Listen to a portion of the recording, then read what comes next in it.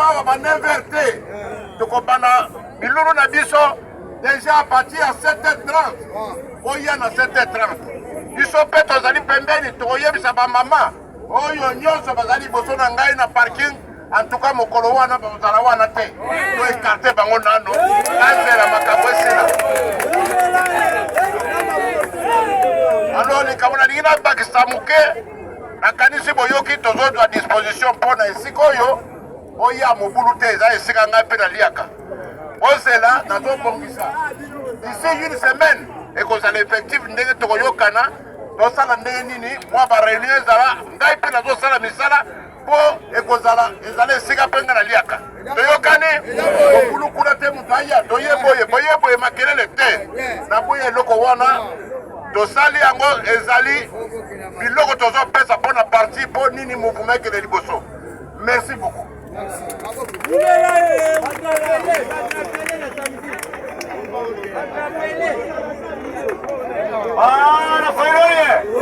tozokende na kosilisa je crois que bandeko oyo baza na bilili balingi bazwa interview epai ya maître epai ya secrétaire national en charge ya justice mpe ya droits humains akotune mwa kelke mituna kasi nasengi na yo kongole oyaki awa oyo mpe osungaka biso mesa yango oyo banafalo oye totiki message na nzela na bajournaliste oyo baza na mposa basolola na maître. Merci banafalo oye merci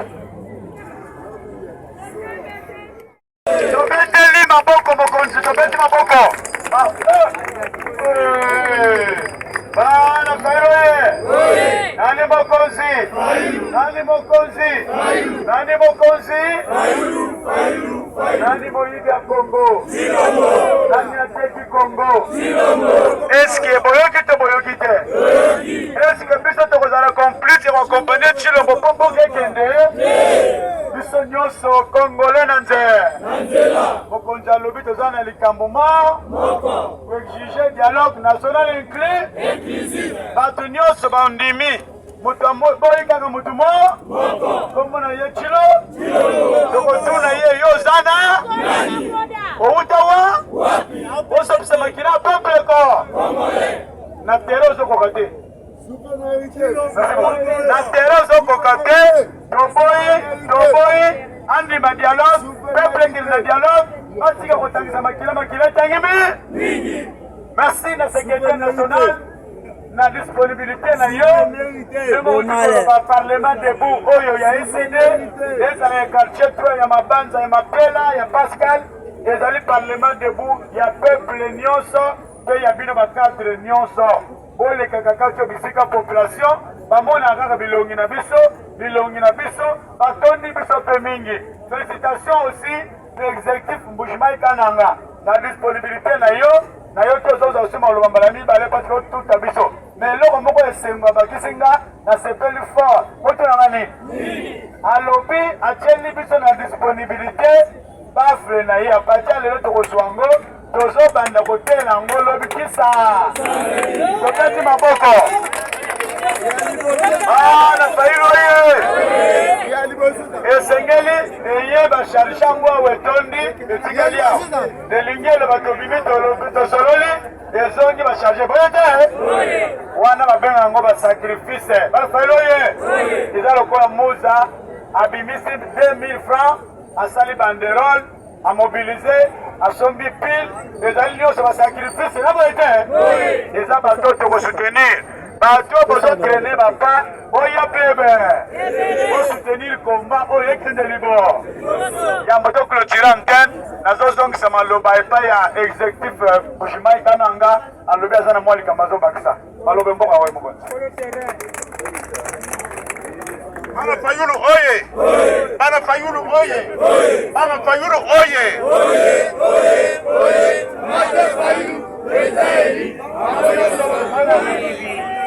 Merci, secrétaire Nassima ya discours wana. Parce que démarche a fait c'est que comme une démarche routinière. A comment le bango le quoi enregistré. Le cas mutu moko ba enregistrer ba ju texte on va gagner ça ba beti na machine ta ta ta ta ta ba ju quoi avec les applications bakomi ko tanga peut-être ba intelligence artificielle bazo tanga makambo bakomaki mais apparemment ils ne prennent même pas le soin. Il y a que dans chaque discours na bango il y a toujours une contradiction. Oh bango ba se randa ngote, c'est ce qu'on appelle l'illusion logique. Ah oui, koya pena ba lobi non voilà ndenge zawana na prometa ki ke na osala boye et voilà na sali boye tala résultat yango et impact nango yango. Mais pas le baboy. Ils a passe. Ya randeni. Alobi ndenge zawana nangina relancer agriculture to pesa chance na agriculture il faut to bana robongisa ba route de cette agricole to pesa ba microcrédit et tout ça aye susu na no koya to yoka di faut to pesa ba agriculture to pesa ba semence to bongisa ba route de cette agricole ano kuna koya to yoka ni to za décision pour na robongisa agriculture azolo ba même chose pendant 5 ans 6 ans. Non, alors la même chose. Nazo ngana yeba ezala nini discours ango ezala déjà ou ezali que de la première année à la fin autant le même discours, les mêmes objectifs mais jamais au bête la biso en termes d'amélioration. Akofana oh non et ndenge zawana et na otonga 30 na bon ko réhabiter 38 000 km de route. Oh, mutatondo. Paf aye, lisusu Nanina bongisa 38 000 km. Wa muta osolo baka yango papa. Yebisa biso na bongisa ki bota la impact nango yango oyo. Masango ezaki ko mata ponde ezaki mabe na bongisi nzela ya boye ko banda popoka baka tikenge na bongisi résultat nango yango oyo. Mais oyo ezako salema oyo. En tout cas, je suis désolé de vous dire ce sont des discours les plus ridicules. Oh, ngana yo kaka na mbogo. Pona ni yo zaka mutema mabeboy. Discours tata mo. Il faut na mutema malamu vis-à-vis ya babiloko ba oyo. Discours ya malamu batu nyonso ba sepeli na. Yo sepeli na français. Yo sepeli na français. Maloba oya lobi. Yo sepeli na français. Elle a condamné makambo. Yo sepeli na lobi makambo itali nzela. A lobi makambo itali insécurité. À reconnaître. À reconnaître nini? À reconnaître insécurité zali. À reconnaître que tozana pas. Bongo siko yo et sengona ezaka ya reconnaître ka. Oh mais non. Tozali na problème ya banzela. Tata mokonzi kolo a été clair. Tozana problème ya banzela. Tozali na problème ya nini et on est pas problème. À lobby ango a moni que la ville province de Kinshasa a un problème. Il a reconnu plus tôt. Mais il y a un zolo bat. Ndeko nangai ngana wana to beta masola ya mauvaise gouvernance à ville à Kinshasa te. Avant Félix Tshisekedi ango ya bino aloba. Ngana na to loba ngote. Ngana yo aza ya bino. Comment obligé biso ya biso nyonso. Notre président. C'est ton président. Félix Tshisekedi na bino. Il y a Congo, il y a Yopé. Il y a bino. Oh, puis on m'a obligé de passer à Yendeni. Fais ce qu'il y a bino. Nangina loba. Makambo fait ce qu'il y a lobi. Nana loba ngote. Aloba ngote. Ba tout soki ba sincère. Na organiser la conférence de presse.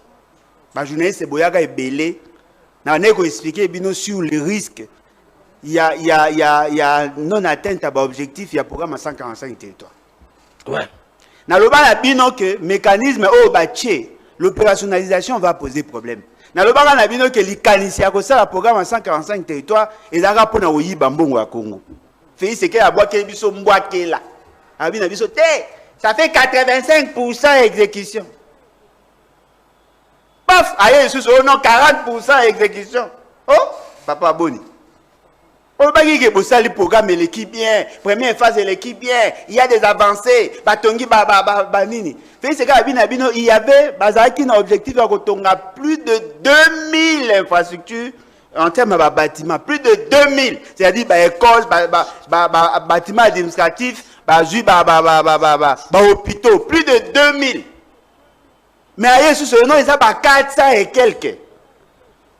Si on a un pour un dossier, menasanga bato menasanga de mort pour na dossier wana siko lelo lobige esama nango mabe ba marché pesa ma mabe ba entreprise ba ganyaka marché za mabe il faut to bongisa lolenge marché ekozwa ma ekosalema pour toute entreprise à bien na tout na fait c'est mbongo yo zo beta lisolo ya tata na yo to za mbongo ya pays même bonga pays malobi musala oyo ya sali quand même il faut quand même te konanga iboni muto a coordonnaka ba action wana programme 145 territoire ye wana nda ko bi premier ministre Soumino ye wana ndem ta ko bi premier ministre na bisaka bino bakanga ye oh premier ministre Soumino te na obeta masolo ya ministre era sai ministre faut ba alors na baki bakanga ye siko nde pays c'est qu'il faut banokanga ye pour justifier oh basali bazwi mbongo ya pays plus de 1,660 millions de dollars.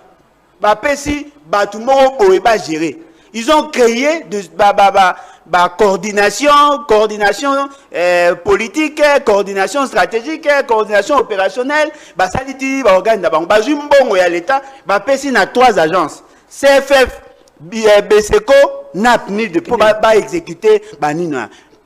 Les communautés internationales ba financer pe mbongo wana ba zwa mbongo wana ba panza yango ba kabela et comment ba entreprise mutafandi ono azui mutu moko ba saka toki toilette moko bo na wenzemo so ya Jakarta tonga toilette ba zui mutu moko atekaka ba tombola bwaka zwaka ngona poto aye ba sangisi bango ba sala entreprise sans adresse sans quoi ba zui ba pesi bango ba marché pour ba ya kotonga ba école.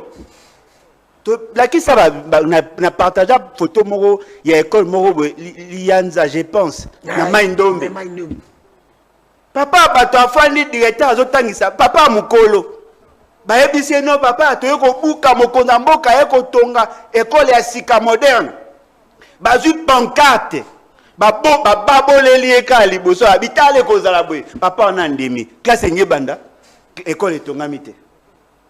Azaki obligé à mobiliser la population avec des briques à d'autres pour... Permettez-moi d'ayamba appel au tout kasoge zanani. Allô? Oui, tous en direct. Allô? Vous en direct, n'a pas intervenir. Ouais, au quoi intervenir. Bon, John, d'abord, je te dis merci. Grâce à toi, tu es le seul qui m'a encadré. Même ma femme me l'a dit, ne pas te dire merci, ne pas te raconter ce qu'on a battu, au monde m'a bé. Donc je te dis merci d'abord. Nous sommes venus intervenir, tu es micro d'intervenir. Vous êtes déjà en direct. Toujours quand même. Tu as pour l'honorer, Michou, on a pêché au primaire. Tu as micro. Vous êtes en direct, Bazolanda. Oui, John Kabamba. Bonjour. Mbote na yo. Mbote papa, naibisaka yo dans une des émissions benga muteme suki. Niveau ya dictature tout na mboka na kokia mote. Bakanga mbongo na ngai, bakanga passeport, bakotela na ndako na ba force du progrès, plus d'une fois kana yo pouvoir memingai na kokia mote. Alors na région de Kabila na sauvons le Congo, tel que na sauvons la RDC plutôt, tel que nous na lobaki na lettre na d'émission. Que les gens ne confondent pas ce qui est en Goma automatiquement à M23. Non, non. Goma est un espace congolais. Zela, Mwana Congo. Mwana Congo. Na minute oza wapi. Pour que je précise. Na minute oza wapi. Nazana Goma. Oza qui sont nité na obanga pe mututel, na obanga Félix Tem, nazana Goma. Na la kisi bango na mobali grand guerrier sans passeport na combien sans passeport na tamboli 600 km makolo sans côté ba moto donc na lingi ba kinois bata Léopoldville on a bengi l'ouest ba ebake na Goma pour libérer le Congo. Donc je suis pas na M23 nazana sauver la RDC, je suis avec Kabila.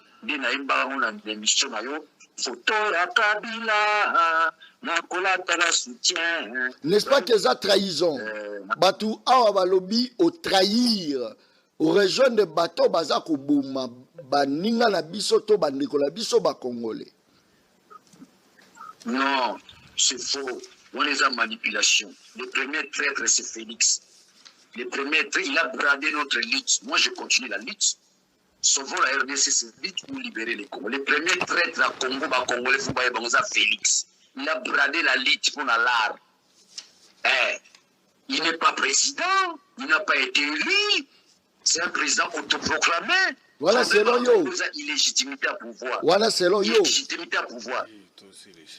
Bon, message nini. Caractère constitutionnel. Bon, Batouaza Olanda yo, et Belé, en direct. Je crois que dans 30 secondes, Batouba retenir Nini, Ndeko Daniel Tsaf. Batouba retenir que d'ici février, tu es à Kinshasa. D'ici février, Daniel Safou, Kabila, tu es à Kinshasa. Bobo Sala Nini. Bobo Sala Nini. Pardon? Bobo Sala Nini. Soit tu as Félix, soit tu as Bengare, soit tu as Kima. Pas Sénégal à Kinshasa, tu as Kinshasa Nengesali. Azo dénoncer Daniel Bumba. Daniel Bumba n'est rien dans tout cela. C'est lui le président qui est censé maintenir l'environnement et l'ordre dans Kinshasa. C'est Daniel Bumba. Ataba su gouverner Moussouba Tchewana. A Ozarane Daniel Bumba. Donc je demande aux Kinois où est parlé Daniel Bumba. Il m'a mis l'abisso numéro 1, s'appelle Félix Chilomo. Ce n'est pas Nangaye Kabila. Hein, Ndeko Langaye. Non, Ndeko, compliqué n'a été. Dans Nanga Malam. Ce qui Félix a démissionné dans un mois, na février, on a biso nanda kunaye. Dans l'ordre métaphysique, déjà. Merci beaucoup. Merci. Merci. Donc, Ndeko John, Batouba retenu que Daniel Safaza a sauvé la RDC. Merci beaucoup. Merci. Nazana Basset Kikuni, Nazana Bamvwemba, Nazana mon grand frère Franck Diongo, Bissot tous en opposition non armée. Mais là où nous apprécions Nanga, là où nous apprécions Bissimois, là où nous apprécions le général Makenga, mais je l'ai nanou. Obimina on a ba frontière ndenge nini pour se retrouver kuna. Obimina on ndenge nini. Siko pour la Siko Félix a comprendre qu'il ne contrôle rien. Qui président Merci beaucoup. Merci beaucoup Mwana Congo. Merci. Merci. Merci beaucoup. Pardon.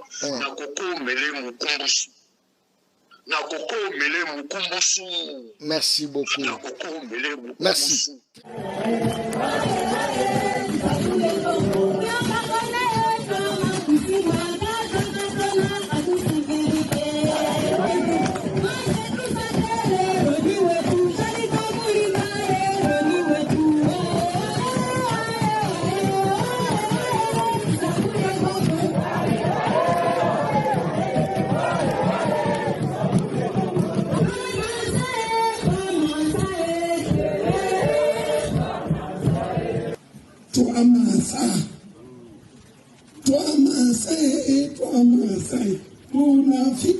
Tunafika